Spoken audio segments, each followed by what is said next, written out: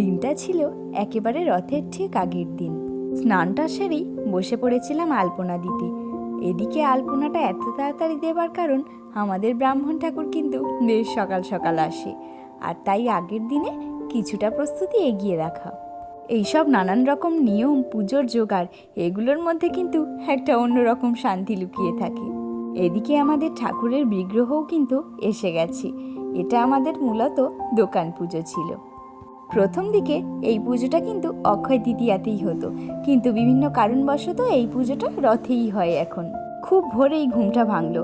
এদিকে দেখলাম মা স্নান সেরে পুজোর অর্ধেক জোগাড় প্রায় করেই ফেলেছে। তারই মাঝে চলে এসেছিল আমাদের ব্রাহ্মণ ঠাকুর, আর ইনি এদিকে পুজোটাও শুরু করে দিয়েছিলেন। তাই আগেই ফ্রেশ হয়ে চলে এলাম ঠাকুরের কাছে। সকালবেলায় এই নিষ্ঠা ভরে পুজোটা দেখতে কিন্তু বেশ ভালো লাগে, আর দিনটাও শুরু হলো এক নতুনের সাথে।